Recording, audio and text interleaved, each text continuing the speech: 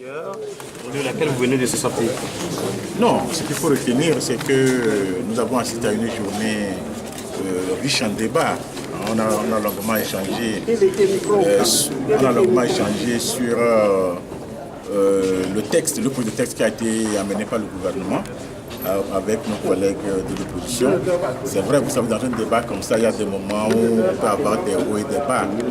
Mais au finish, on s'est entendu qu'il faut opérer des réformes dans un climat apaisé, dans un climat qui puisse réconcilier et unifier tout le peuple togolais autour de cette vision qui consiste à faire à ce que nous puissions avoir un mandat présidentiel de 5 ans renouvelable une fois.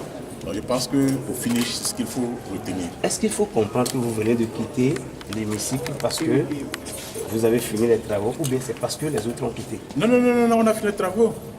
Le texte sur les réformes envoyées par le gouvernement a été voté en bonne et due forme. C'est vrai, une partie des membres de la commission de loi constitutionnelle est partie, mais la grande majorité de cette commission est restée. Elle a fait son travail, elle a voté le projet de loi qui a été amené. Vous savez, en réalité, en matière de vote au niveau des commissions, seuls les membres des commissions votent. Nous tous qui sommes venus ce matin, nous pouvons contribuer à la richesse des débats. Mais à la fin, nous nous retirons. Nous n'avons pas le droit de voter. Il n'y a que les membres de la commission des lois, ils sont 10. C'est eux seuls. 10 ou 11 10. C'est les seuls qui doivent voter pour rejeter ou adopter le projet de loi et aller vers l'adoption d'un rapport qui va être soumis à la plénière. Et combien voté pour? Mais 6 se sont prononcés favorablement sur les 10 sur le projet de loi et sur les réformes amenées par le gouvernement. Et quelle sera la suite maintenant? Mais la suite, c'est qu'un rapport va être rédigé en bonne et due forme. Et à partir de ce rapport, une plénière sera convoquée pour pouvoir voter le texte, puisque la commission va proposer à la plénière le vote de ce texte. Et la plénière va se prononcer là-dessus. Pour le moment, quelle sera l'attitude de la plénière, nous ne le savons pas. Mais nous savons que la commission, nous qui étions, j'allais dire, assistants, puisque nous ne prenons pas part au vote, nous avons vu que les membres de la commission se prononçaient favorablement pour l'adoption du projet de loi qui leur a été soumis par le gouvernement au niveau de la commission des lois. Monsieur le ministre, est-ce qu'il n'y a pas eu de changement? Est-ce qu'il n'y a pas eu de changement dans le texte tel que envoyé par le gouvernement? Non. Nous qui étions là, nous avons constaté qu'il n'y a pas de changement.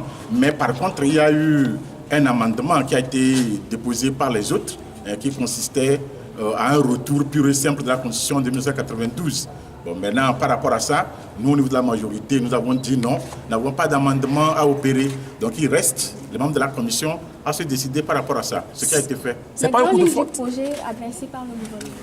Non, bon, ces 3 articles, vous les connaissez, la limitation du mandat présidentiel, la limitation du mandat des députés, des sénateurs, et puis le scrutin électoral à 2 tours. Donc voilà les grandes lignes. Quand l'opposition dit qu'elle a quitté, elle ne va plus revenir, est-ce que vous les comprenez? Non, vous savez, ce n'est pas la première fois que l'opposition quitte cet hémicycle. Nous, on en a l'habitude.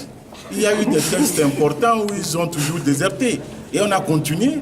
Hier, par exemple, nous avons voté un texte important sur la scolarisation des étudiants étrangers qui doivent bénéficier des avantages dont nos frères et sœurs bénéficient au niveau de l'UEMOA. Mais ils sont partis, nous avons voté. Mais ces étudiants étrangers qui sont chez nous vont bénéficier des avantages liés à cette ratification de la directive de l'UEMOA. Donc nous, on est habitués à ça. Après la séance de ce soir, comment entrevoyez-vous l'avenir? Non, l'avenir est serein. L'avenir est serein. On est tous des Togolais. Ce que le peuple réclamait, on dit limiter les mandats du président de la République, opérer le scrutin à 2 tours. Et cela a été fait. Et je pense qu'aujourd'hui, la calmie, la sérénité doit revenir au niveau de Togolais. Il faut penser au 4-5e à requérir. Le travail n'est pas encore fini, les 4-5e. N'anticipons rien. Je vous remercie. Vous refusez le retour à la Constitution de 1992? Non, on ne refuse pas. Qu'est-ce que la rue réclame? Non, le retour, je veux dire. Non, on ne refuse pas.